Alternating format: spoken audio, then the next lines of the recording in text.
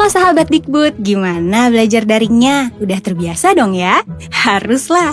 Menghadapi era disrupsi di tengah pandemi gini, di mana dunia nyata beralih ke dunia maya, kita memang dituntut lebih berinovasi, mampu manfaatin teknologi digital dan adaptif sama perkembangan zaman yang begitu cepat. Makanya penting banget yang namanya perubahan, termasuk di dunia pendidikan.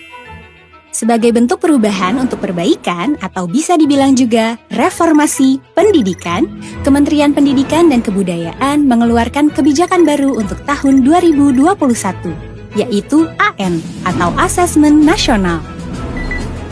Kemendikbud mengeluarkan kebijakan asesmen nasional yang dirancang tidak hanya sebagai pengganti ujian nasional dan ujian sekolah berstandar nasional, tetapi sebagai penanda perubahan paradigma tentang evaluasi pendidikan.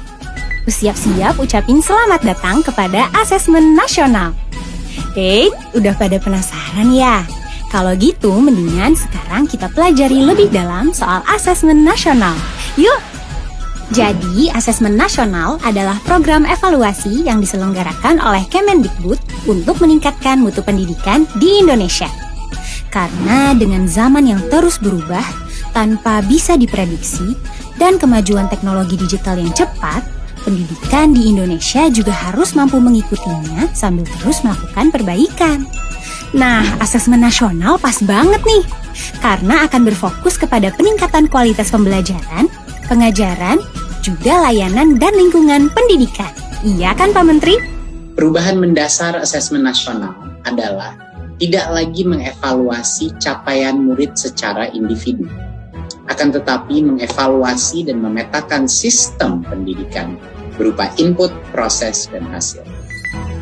Nah, kalau gitu, siapa aja dong yang ikutan asesmen nasional? Terus ujiannya di mana? Sabar, kita ulas satu-satu ya. Peserta asesmen nasional adalah murid kelas 5, 8, dan kelas 11 yang dipilih secara acak sesuai jadwal dan waktu yang telah ditentukan. Guru dan kepala satuan pendidikan juga akan mengerjakan survei lingkungan belajar. Ada 3 bagian yang akan diujikan dalam asesmen nasional. Pertama, asesmen kompetensi minimum atau AKM. Kedua, yaitu survei karakter. Dan yang ketiga adalah survei lingkungan belajar.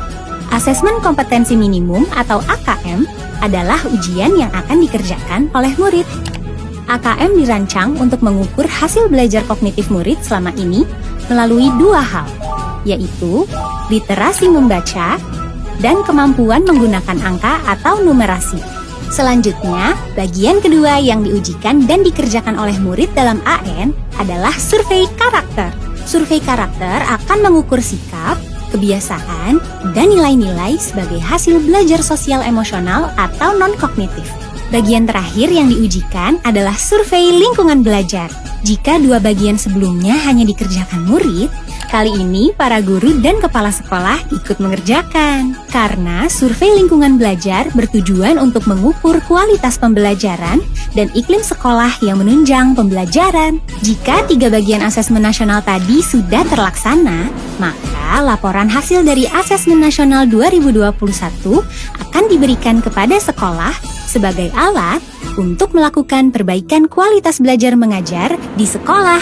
Gimana sahabat Dikbud? Udah jelas kan semua tentang asesmen nasional? Nah, yang perlu kamu catat nih teman-teman, AN itu nggak menentukan kelulusan murid, nggak diberikan di akhir jenjang sekolah, dan hasilnya itu nggak memuat nilai secara individu. Laporan hasil AN akan digunakan sebagai dasar perbaikan pembelajaran. Semoga rencana asesmen nasional yang akan dimulai pada 2021 nanti berjalan dengan lancar, sehingga peningkatan mutu pendidikan di Indonesia dapat tercapai. Dan jangan lupa pesan Pak Nadiem Makarim. Mari kita semua bersama-sama mendukung pelaksanaan asesmen nasional mulai tahun 2021 sebagai bagian dari reformasi pendidikan Indonesia. Wah, kalau gini semakin gak sabar ya pengen move on ke AN. Terima kasih dan salam merdeka.